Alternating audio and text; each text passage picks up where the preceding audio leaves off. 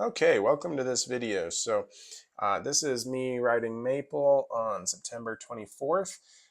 You've probably seen a lot of other videos of Maple. I'm doing a voiceover on this one because I don't have a way to record the audio while I'm riding at this point. So started out there just walking around on her a bunch, and you see me here starting to bend her around. Basically, I give her an opportunity to just walk nice and straight.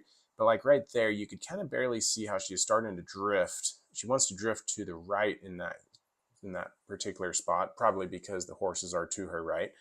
And so I'm just pulling her around to the left, basically just do the opposite is the principle we're doing here.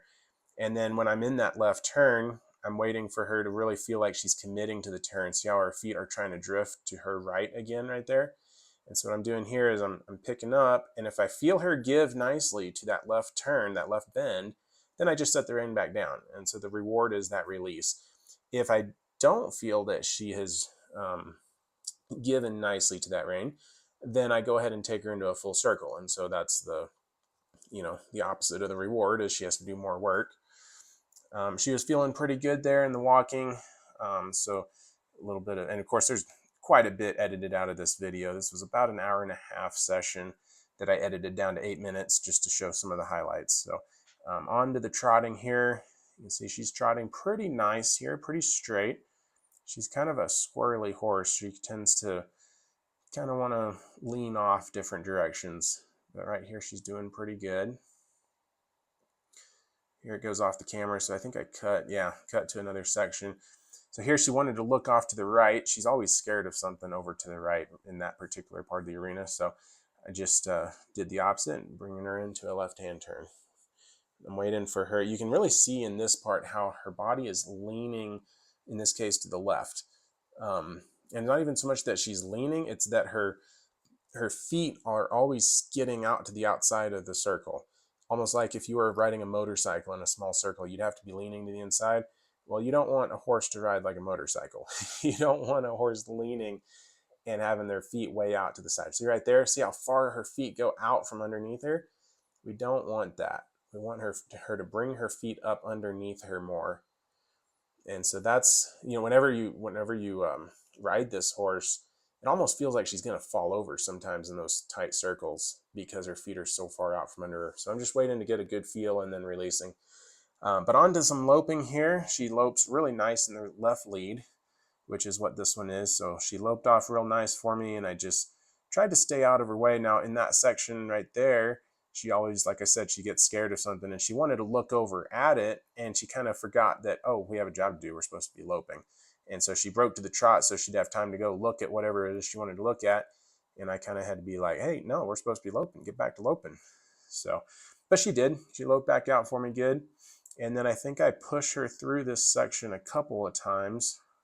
You can see she wanted to kind of drift over there and look at it. But she stayed in the lope there for me, which is good. You can see her frame is not great here. She's a little bit U-shaped if you were to look at her top line. So if you were to draw a line from her neck down through her withers and to her back, it's a little bit U-shaped rather than more of an arch like we would like.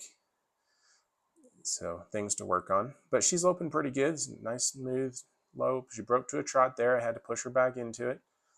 Not too big a deal. I think right about here, yep, right there, I just kind of tested. That was the first time I kind of pulled on the reins in the lope and pulled on both reins just to see if she would give her face. I don't think she's advanced enough for me to really be asking for a lot of collection, but I just wanted to kind of test that and see if it was there, and it was, and so I just gave it back to her and let her lope on out. Back to trotting.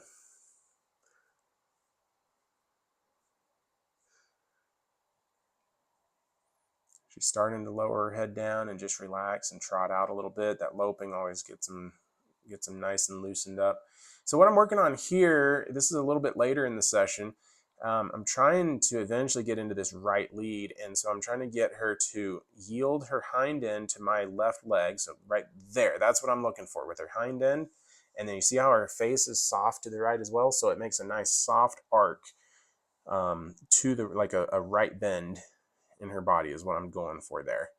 And I did a whole bunch of that in this session, and I didn't leave most of that in the video because it gets monotonous. But when she trots, and especially when you go to ask her to lope, she tends to throw her hip to the outside and get stiff in her neck and eventually pick up the left lead. And so I'm really working on being able to trot and use my left leg to push her hip to the right and keep her face soft. See right there? Her hip wanted to push the outside. Right there, I'm able to push it in with my left leg, get her face soft, and when I get both of those, I release, and we go right back to the trotting.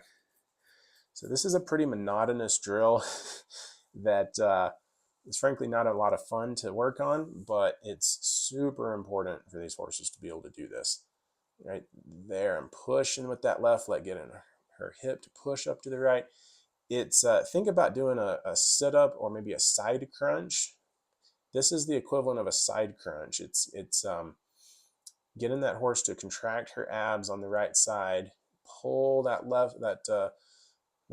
pull that right side of her body, the right hind foot up towards her nose on the right side, and bow that whole side of her body. And it's super important to get those muscles exercised and to get those abs stronger. That's what's going to eventually create collection. It's going to eventually allow her to arch her back more, carry the rider more. This horse has a very bumpy trot, or used to at least. And all this work that we're doing with her to get her body, look at that frame there. That's so much better. It's really helping her bounciness get out of the trot. Okay, what I'm working on here is cow turns, and more than really cow turns per se, we're trying to work on getting her shoulders moving. So you can see her front feet starting to cross over here. I want her front feet to move more than her back feet. And there, I released her out of it because I felt like her hind end finally kind of locked down and her front feet moved over. And so I let her out, go somewhere, and then we're going to do it again here. We're going to stop. Yeah, I guess so here, going into this circle, I want you to see how everything seems to be skidding to the outside, right? That, like right there, everything's skidding to the outside. And then we go back into a cow turn. So I'm just trying to do different things with her, get her kind of not exactly off balance, but where she doesn't necessarily know what's going to come next. Look at her shoulders get super locked in there, and like she lowered those shoulders almost down to the ground. That's not what we want. We want her to lift her shoulders and be athletic. But I'm trying to just do different things. You go different directions, random directions, stop, cow turns, roll back, you go the other way.